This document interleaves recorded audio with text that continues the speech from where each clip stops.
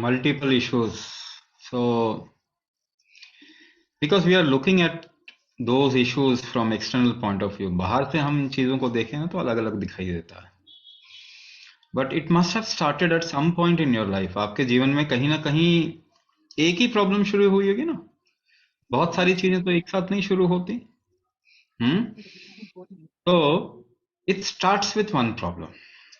Usually what happens in today's time, everything is starting from metabolic issue. Metabolism का issue जो आ रहा है ना, उसकी वजह से चीजें शुरू होती है. Now some people might have been tagged as diabetes, thyroid और autoimmune disorder, ऐसा करके कुछ लोगों को टैग कर दिया जाता है. काफी लोग ऐसे हैं जिनका मेटाबॉलिक इशू अभी तक सामने नहीं आया या उस तरीके से सिम्टम्स में नहीं आता. दे सफर अ न्यूरोमस्कुलोस्केलेटल डिसऑर्डर. उनको हड्डियों का, नसों का या मांसपेशियों की प्रॉब्लम के रूप में वो दिखाई देता. ना मुझे एक बात बताइए कि मीना ये लातेश वगैरह का मैसेज की. रचना जी म्यूट कर लीजिए. एक बात बताइए, अगर आपका हार्ट ठीक से काम नहीं कर रहा है तो आपका लिवर करेगा क्या काम ठीक से? नहीं. If the heart collapses everything will collapse, isn't it? But if the liver collapses everything will collapse. अगर लिवर कोलैप्स कर जाएगा तो हार्ट भी काम नहीं करेगा. अगर किडनी खराब हो जाएंगे तो ना हार्ट काम करेगा ना लिवर काम करेगा. सब कुछ जुड़े हुए हैं. कहीं से भी पकड़ लीजिए, मल्टीपल इश्यूज आ जाएगा, है ना. किडनी वाले पेशेंट को ब्लड प्रेशर हो जाता, ऑर्गन फेलियर होना शुरू हो जाता. हार्ट वाले पेशेंट को भी वही हो जाता, लिवर वाले पेशेंट को भी वही होता. So everything is connected and it starts from one issue. एक इशू से कहीं ना कहीं शुरू होता. तो एक इशू को ही हम पकड़ना चाहते हैं. That is what we want to catch. कि वो जो शुरुआत हुआ, एक प्रॉब्लम से जो शुरुआत हुई है, वो किस वजह से हुआ, what is the reason for it. That is what we are trying to come in और analyze in the Pranshakti diagnosis. Pranshakti diagnosis में वही पता करना चाह रहे हैं. जिसको डायबिटीज होता है उसको ब्लड प्रेशर भी हो जाता है ना, हार्ट डिजीज हो जाता है, किडनी इश्यूज आते हैं, न्यूरोपैथी, रेटिनोपैथी हो जाता है. ऐसे ही है ना. सो डायबिटीज किस वजह से हुआ? मेटाबॉलिक डिसऑर्डर कहते हैं. मेटाबॉलिक डिसऑर्डर किस वजह से हुआ? डायबिटीज एक्चुअली किसी को मालूम नहीं है कि डायबिटीज क्यों होता है. मालूम है आपको? आपको मालूम है क्या? किसी को मालूम नहीं कि डायबिटीज क्या होता है. आपको ऐसा लगता है कि आपको ऐसा बता दिया कि आपके ब्लड में ग्लूकोज ज्यादा है तो डायबिटीज होगी. नहीं, वो डायबिटीज नहीं होती है. अगर किसी को मालूम होता तो ठीक कर देते ना. तो किसी को मालूम नहीं है तो ठीक नहीं कर पा रहे, क्योंकि हम केवल सिम्टम को ट्रीट करने की कोशिश कर रहे हैं. एलोपैथिक ट्रीटमेंट जो है वो बीमारी ठीक नहीं करता है, ऐसा आप सोच सकते हैं, मगर ऐसा सच में आपको देखने को नहीं मिलेगा. एक इंसान बता दीजिए जिसकी ब्लड प्रेशर की दवाई से ब्लड प्रेशर हमेशा के लिए ठीक हो गया. कोई एक इंसान है? डायबिटीज हमेशा के लिए ठीक हो गया. कोई ऐसा इंसान है? हाँ. थायराइड हमेशा के लिए ठीक हो गया. कोई ऐसा इंसान है? ऑटो इम्यून डिसऑर्डर ठीक हो गया. कोई ऐसा इंसान है? बाकी तो छोड़िए, ऑस्टियोपोरोसिस ठीक हो गया कैल्शियम खा के. कोई एक एग्जांपल दे दीजिए दुनिया में. तो आपको ऐसा लगता है कि दवाई से हम बीमारी ठीक कर सकते हैं, मगर ये आपकी गलत फहमी है, क्योंकि आप आंखें नहीं खोल रहे, क्योंकि आप देख नहीं रहे कि कोई भी ठीक नहीं होता दवाई से. दवाई खा के तो प्रॉब्लम हुआ आपको, दवाई खा के ही प्रॉब्लम हुआ. तो क्या उसको ठीक कर सकते हैं जो प्रॉब्लम हुआ है? तो आपको थोड़ा सा मैं सिंपल तरीके से समझाने की कोशिश करता हूं, है ना. आप लोग समझदार लोग हैं. केवल ग्रीको रोमन शब्द किसी ने बोल दिया कुछ ऐसा, तो आप उसके चक्कर में पड़ जाते हो. आपको लगता है कि कोई इंटेलिजेंट ही बात कर रहे हैं, मगर आप रिजल्ट देखिए कि दुनिया में कोई भी दवाई से नहीं ठीक होता. इसका मतलब वो ट्रीटमेंट है ही नहीं, मैनेजमेंट है. थोड़े समय के लिए दर्द कम हो सकता है आपका, लेकिन दर्द कम करके आपने प्रॉब्लम बढ़ा दिया, ठीक नहीं क्या? तो बहुत सिंपल तरीके से आपको समझाने की कोशिश करता हूं.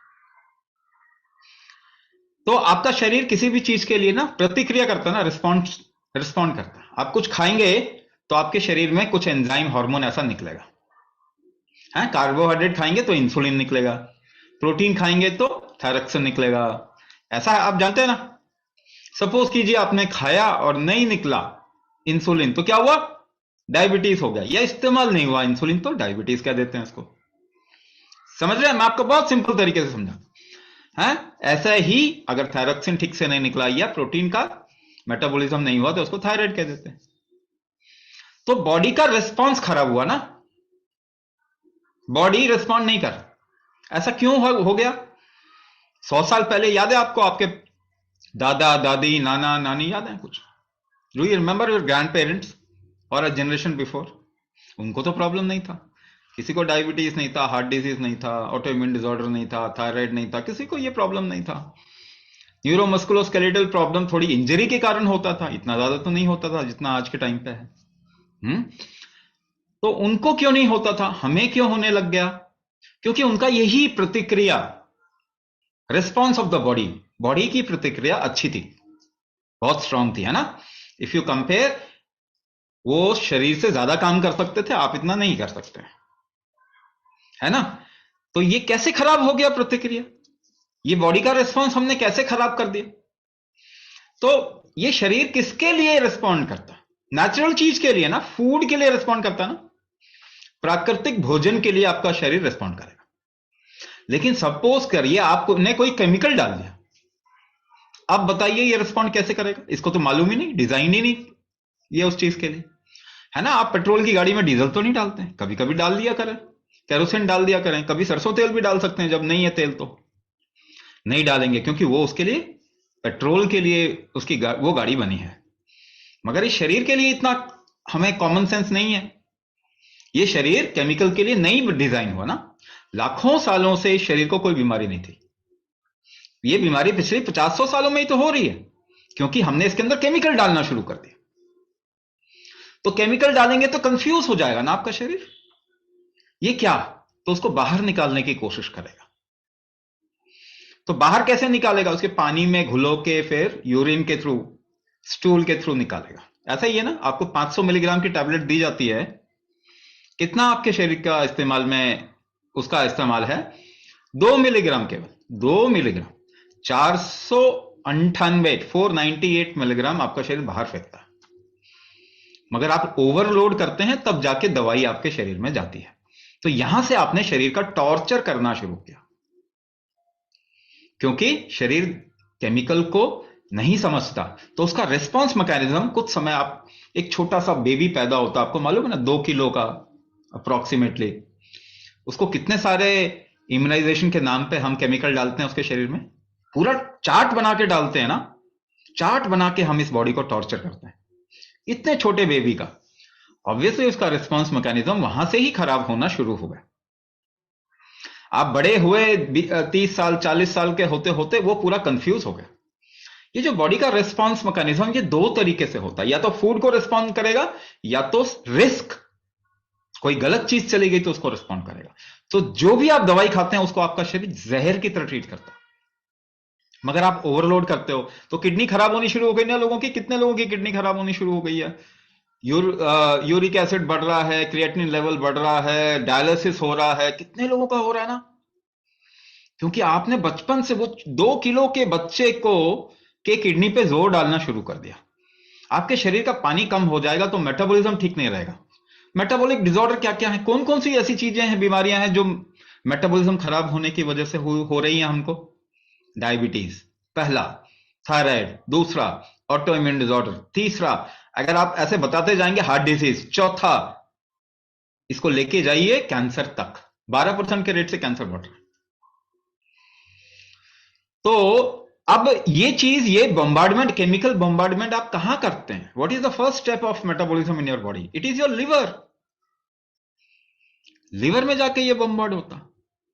तो लिवर अपने आप को बचाता है। आपको केमिकल डाल दिया शरीर पे, हाँ, तो जलन होगी ना, जलन होगी कि नहीं आपके स्किन पे? जलन होगी तो थोड़ा घी लगाएंगे तो बच जाएंगे ना, कम हो जाएगा जलन। लिवर भी फैट क्रिएट करता है अपने जलन को कम करना, इसे इन्फ्लेमेशन कहते हैं। तो उसे क्या कहते हैं? Fatty liver. गलत कर दिया आपने रिस्क डाला ना, केमिकल खा के रिस्क को कम करने के लिए आपका शरीर एक anti risk, anti stress hormone बनाता है, और स्ट्रेस जो आता है शरीर पे, उससे निकलने के लिए एक हार्मोन बनाता है, उसे कॉर्टिसोल कहते हैं। वो कैसे बनाएगा? वो कोलेस्ट्रॉल ट्राइग्लिसराइड से बनाएगा, वो मटेरियल है, कच्चा माल है, वो बढ़ाएगा आपका शरीर। आप क्या कहेंगे? गलत कर दिया, गलत कर दिया, ये गलत काम कर दिया, है ना। फीवर्स लाता है शरीर किसी भी इंफेक्शन को हैंडल करने के लिए, कोरोना को मारने के लिए, वायरस को मारने के लिए, मगर आप पैरासिटामोल खा लेते हो, कहते हो गलत कर दिया शरीर ने, फीवर किया तो। उल्टी करता है तो आप उल्टी बंद करते हैं, कहते गलत कर दिया शरीर ने। दस्त होता है तो आप दस्त बंद करते हो। आप कुछ भी नहीं करने देते, इस शरीर को क्रिमिनल क्यों बना दिया आपने, ये बताइए। और इसको आप ट्रीटमेंट बोलते हैं। आप रोज टॉर्चर करते हैं अपने बॉडी को और उसको साइंस बोलते हैं। ठप्पा किसी चीज का नाम देते हैं, उसको साइंस का नाम देते हैं।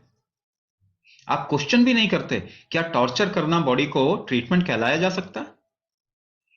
आपको मालूम है आपके शरीर में कोई भी चीज बनने के लिए एक रिसाव होना चाहिए, प्रोस्टाग्लैंडिन का रिसाव बॉडी के अंदर निकलना चाहिए। सबने खाई होगी ना दर्द की दवाई, कोई ना कोई, किसी ना किसी तरीके की। वो काम कैसे करते हैं? प्रोस्टाग्लैंडिन को रोक के बंद कर देते हैं आपके शरीर में। तो प्रोस्टाग्लैंडिन अगर आपके उसका जो साइकिल है वो बंद हो जाए, रुक जाए, तो फर्टिलिटी खराब हो जाएगी, रीजनरेशन नहीं होगा आपके बॉडी में। तो मसल डीजनरेट हो रहे हैं, नर्वस सिस्टम डीजनरेट हो रहा है, यही हो रहा है ना, हड्डियां डीजनरेट हो रही हैं। तो वो तो आप डीजनरेट कर रहे हो तो होगा नहीं। बाकी तो छोड़िए, हमारे माताओं बहनों को कंसेप्शन में दिक्कत आ रही है, यानी कि गर्भ धारण नहीं कर पा रहे। आपको मालूम है यही प्रोस्टाग्लैंडिन का काम डिलीवरी का काम है, डिलीवरी करता है ये बच्चे की। कितने लोगों को सी सेक्शन हो रहा है आज के टाइम पे? कितनी महिलाओं को? 60%, 10 में से 6 कम से कम बता रहे हैं। तो आप तो दर्द की दवाई जैसे ही आपने खाई, अपना अपना फर्टिलिटी, रीजनरेशन, आपका इम्यून सिस्टम जो है वो आपने क्रैश कर दिया। और इसको आप ट्रीटमेंट का नाम देते हैं। आप रोज बॉडी का टॉर्चर कर रहे हैं, रोज बॉडी का टॉर्चर कर रहे हैं साइंस के नाम पे। हिटलर ने भी इतना गलत काम नहीं किया जितना कि साइंस के नाम पे हम कर रहे हैं अपने साथ में, अपने ह्यूमन बॉडी के साथ में कर। तो अगर रिस्पांस मैकेनिज्म ही खराब कर दे तो दो तरीके का रिस्पांस होता है ना, एक भोजन के लिए, एक रिस्क के लिए। क्योंकि वही गलत चीज चले गई तो आपका बॉडी इम्यून सिस्टम बढ़ाता है, white blood cell, T cells, ऐसी चीजें निकालता है और उसको हैंडल करता है। दोनों ही कंफ्यूज हो गया। तो अगर आपके बॉडी में फूड का रिस्पांस गड़बड़ हो जाए, उसे मेटाबॉलिक डिसऑर्डर कहते हैं। उससे आपकी नसें नहीं बनेंगी, रिजनरेशन नहीं होगा, मसल नहीं बनेंगे, टिश्यूज नहीं बनेंगे, बोन नहीं बनेगा, तो उसको लेके इश्यूज आएंगे। आपके जॉइंट में जो रिजनरेशन नहीं होगा तो वहां पे गैप आएगा, तो वो प्रॉब्लम आएगी।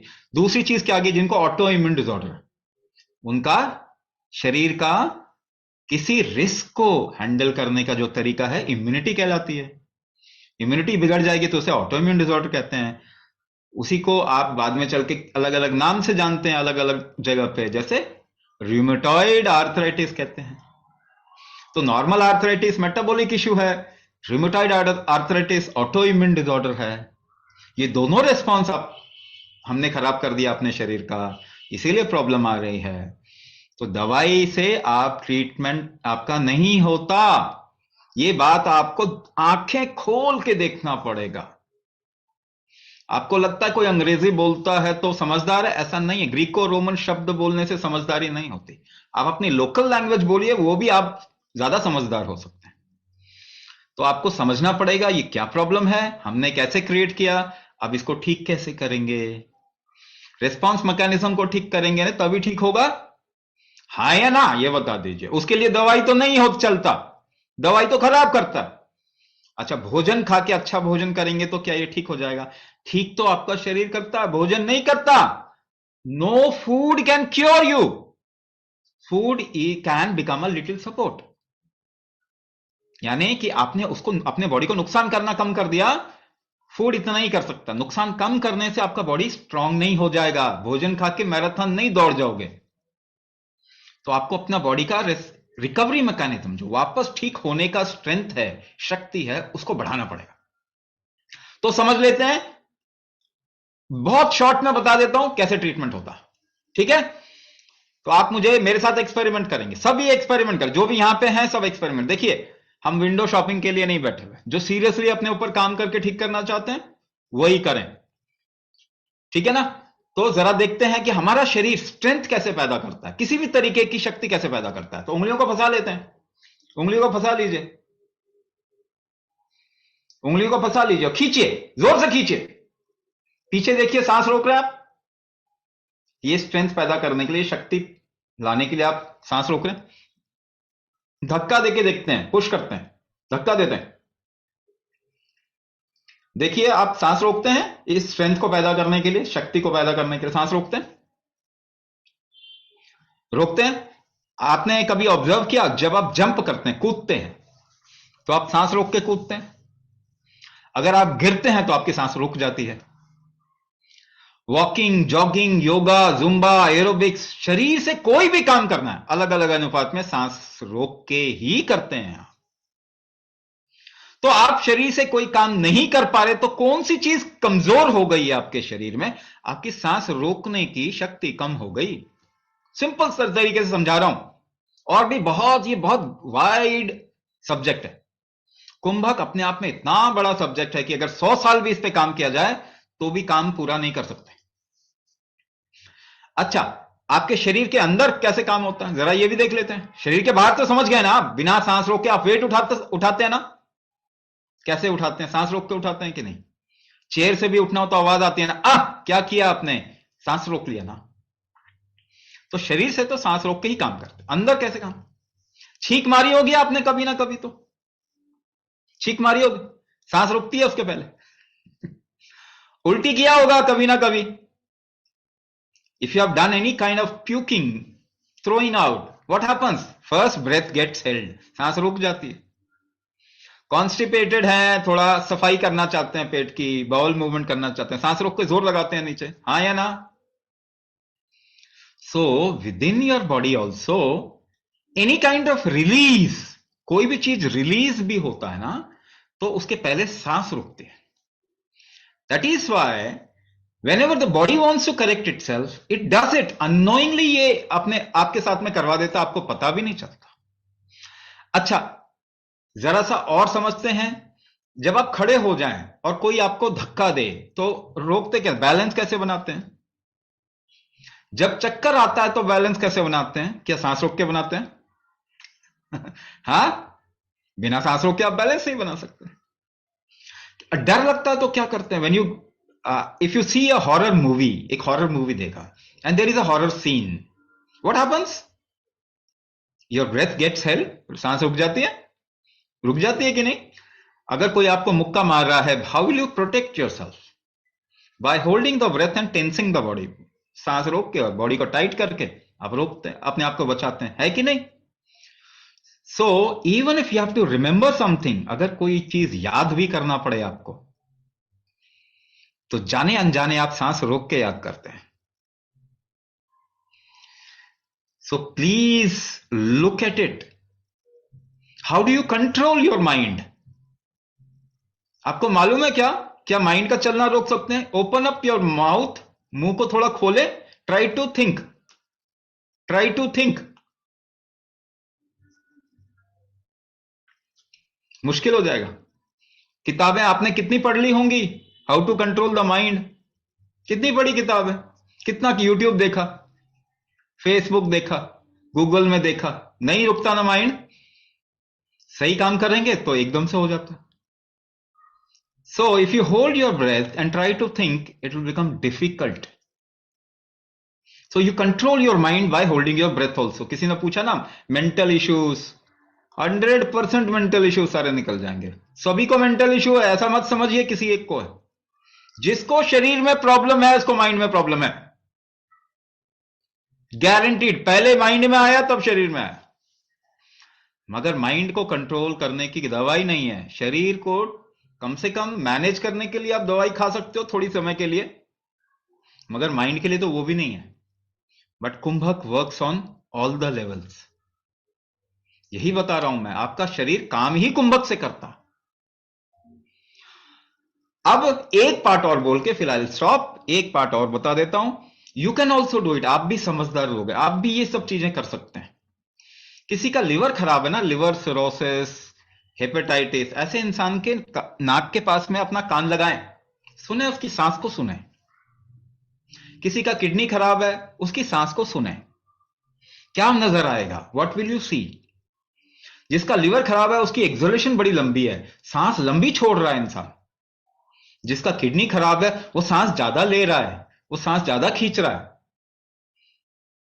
ठीक है, तो लिवर को अगर असर देना है तो क्या करना पड़ेगा, फॉर्मूला हमने बना दिया। फिर क्या बना दिया कि एक यूनिट, यूनिट का मतलब कुछ भी हो सकता है, 5 सेकेंड, 10 सेकेंड, 12 सेकेंड, 15 सेकेंड, 16, कुछ भी हो सकता है। एक यूनिट, रेशियो बता रहा हूं, एक यूनिट का इनहेलेशन, एक यूनिट का होल्ड, 4 यूनिट का एक्सेलेशन। ये लिवर को ठीक करने लग जाता है। 4 यूनिट का इनहेलेशन, 2 यूनिट का होल्ड, 1 यूनिट का एक्सेलेशन, किडनी की तरफ में इसका असर जाता है, किडनी को रिजुविनेट करता है।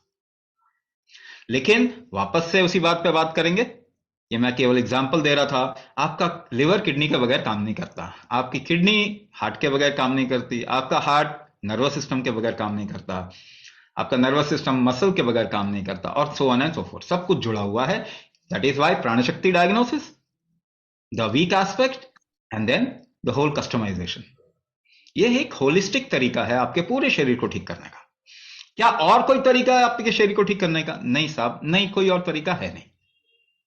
आप आज मान लें, कल माने, परसों माने, इससे कोई फर्क नहीं पड़ेगा। आपका शरीर ही आपको ठीक कर सकता है, दूसरी कोई चीज नहीं कर सकती। न दवाई, न भोजन, न जंतर मंतर तंत्र, कुछ भी नहीं। आपका शरीर ही आपको ठीक करता है, ये ही सच है। और आपके ठीक करने के शक्ति को बढ़ाना यही एक उपाय है, और कोई उपाय नहीं है। आज समझ जाइए, कल बिस्तर पे पड़ जाएंगे, जब आपके हाथ पांव निढाल हो जाएंगे, नहीं चलेंगे, दिमाग नहीं चलेगा, तो आप डिसीजन नहीं लेंगे अपने लिए। आज आप ले सकते हैं डिसीजन अपने लिए, और अपनी लाइफ को अच्छा कर सकते हैं। Please take the responsibility.